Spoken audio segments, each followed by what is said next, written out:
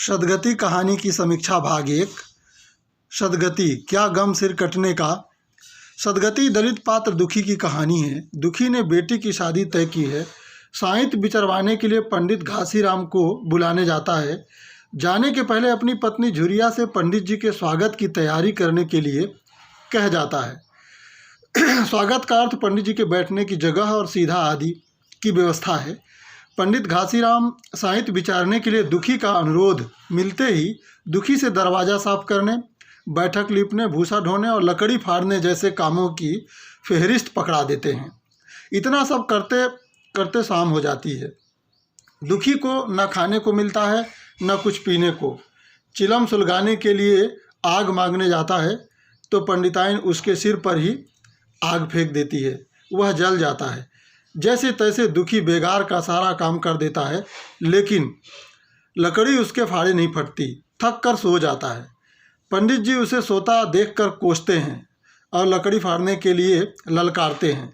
दुखी चमार पर भर्त्सना और ललकार का जादुई असर होता है। न जाने कहाँ की शक्ति आ जाती है और वह लकड़ी की उस गांठ को फाड़ देता है। जैसे ही लकड़ी फटती है, दुखी चक्कर खाकर गिर पड़ता है और मर जाता है। कहानी में एक और पात्र है चिखुरी गोंड। वह दुखी पर हो रहे अत्याचार से आहत है। कहानी के बीच में भी वह दुखी के साथ खड़ा होता है। दुखी की मृत्यु के बाद वह चिखुरी गोंड दुखी के घर के लोगों को भड़का देता है कि वे लोग लाश उठाने न जाएं। वह पुलिस का डर भी दिखा देता है। घर वाले पंडित घासीराम के दरवाजे से दुखी की लाश नहीं उठाते हैं। पंडित जी के टोले पर हाहाकार मच जाता है। अंततः पंडित घासीराम दुखी की लाश के पैर में रस्सी का फंदा फंसाते हैं और उसे घसीट कर गांव के बाहर खेत में गीदड़, गिद्ध, कुत्ते और कौवे के नोचने के लिए छोड़ देते हैं। कहानी यही खत्म हो जाती है। दुखी की इस नियति पर कहानी के अंत में प्रेमचंद एक वाक्य जोड़ देते हैं, यही जीवन पर्यंत की भक्ति, सेवा और निष्ठा का पुरस्कार था। इस अंतिम वाक्य में से जोड़कर देखने पर कहानी के शीर्षक सदगति का अर्थ खुलता है। हिंदू धर्म में मृत्यु के बाद मुक्ति की कामना रहती है। अंतिम संस्कार के विधि विधान के पीछे मुक्ति की यह चाह ही होता है। जीवित रहते मनुष्य को जो भी भाव अभाव झेलना पड़ा हो, मृत्यु के बाद उसे सदगति चाहिए। इस सदगति की गारंटी अंतिम संस्कार के कर्मकांड में होती है। मृत आत्मा की सदगति के लिए उसके परिजन वे सारी चीज़ें दान करते हैं जो वे चाहते हैं कि उसके प्रियजन को स्वर्ग में मिले। हिंदू धर्म के दायरे में यह मान्यता भी है कि जो आदमी यह जीवन भक्ति, सेवा और निष्ठापूर्वक व्यतीत करता है, उसका अंतिम संस्कार अच्छी तरह होता है और उसे सदगति मिलती है। इसे समझने के लिए उन गालियों को याद कर सकते हैं जो अन्याय और शोषण का शिकार व्यक्ति अन्यायी व्यक्ति को देता है। इसकी लाश सड़े, कीड़ा पड़े, उसे चील कौवे खाएं, यानी इस व्यक्ति ने जीते जी इतने दुष्कर्म किए हैं कि न तो उसका अंतिम संस्कार संभव है और न ही उसकी सदगति। सदगति तभी होगी जब अंतिम संस्कार होगा, अन्यथा नहीं। लेकिन सदगति कहानी में लोक मान्यता के उलट घटित हो रहा है। दुखी जीवन पर्यंत भक्ति, सेवा और निष्ठा परायण रहा है, लेकिन विडंबना यह है कि उसका अंतिम संस्कार नहीं हो पाता। उसकी लाश चील कौवे खा रहे हैं। फिर उसकी सदगति कैसे होगी? सदगति के लिए सत्कर्म ही जरूरी नहीं है, अंतिम संस्कार भी जरूरी है। कहानी हमें जितना बताती है उसमें दुखी का अंतिम संस्कार ही नहीं हो पाता, फिर उसे सदगति क्या मिलेगी? लेकिन यहीं आकर कहानी कई तरह के सवाल खड़े करती है। दुखी जैसे भक्त और सेवापरायण व्यक्ति की सदगति क्यों नहीं होती? पंडित घासीराम जो धर्म के ढकोसले करता है और इस आड़ में एक निरीह निर्दोष आदमी की जान तक ले लेता है, क्या उसे सदगति प्राप्त होगी?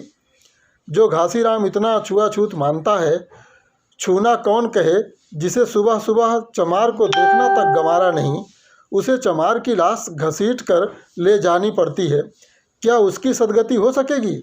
सदगति की पात्रता अन्यायी अत्याचारी किंतु ताकतवर को हासिल है या निरीह को? ऐसे अनेक सवालों के बीहड़ में यह कहानी हमें ले जाती है। दूसरे नज़रिए से देखें तो यह कहानी अंतिम संस्कार के औचित्य पर ही सवाल उठाती है। प्रेमचंद की ऐसी कई कहानियां हैं जिनमें वे अंतिम संस्कार पर सवाल उठाते हैं। कफन ऐसी ही कहानी है। कफन कहानी तो अंतिम संस्कार का ही अंतिम संस्कार करती है। सदगति कफन से पहले की कहानी है। कालक्रम की दृष्टि से तो है ही, अंतिम संस्कार को लेकर प्रेमचंद के चिंतन में घटित हो रहे बदलाव की दृष्टि से भी अंतिम संस्कार की धारणा का पाखंड हो रहा है।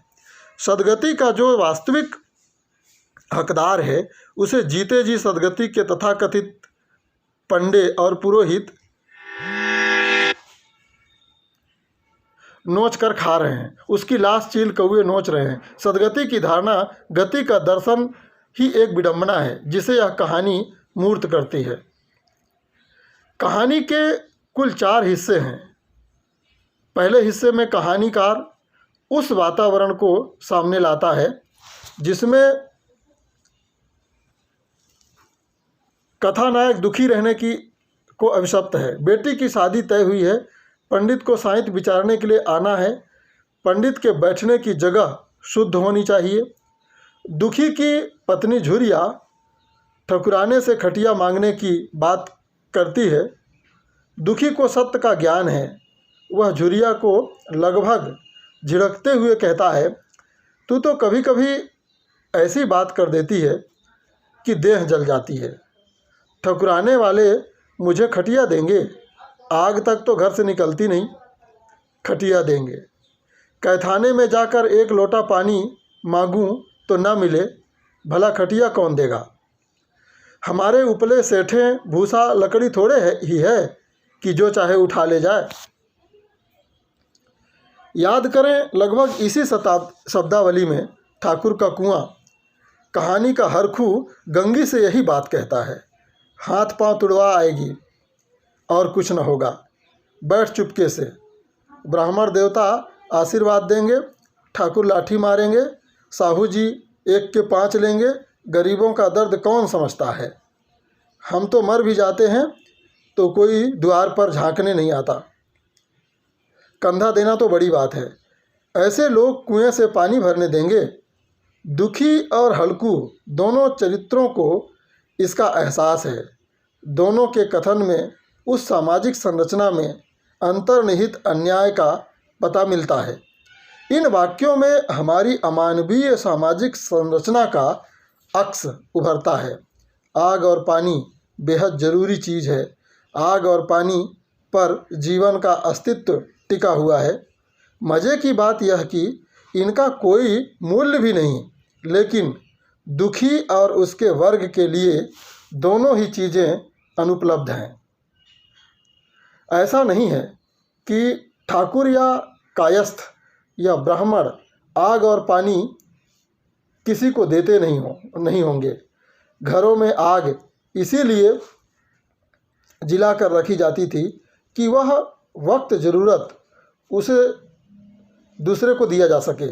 एक तरफ यह पुण्य का काम था, जैसे कि पानी पिलाना, कुएं, तालाब, बावड़ी खुदवाना बड़े पुण्य का काम माना जाता था।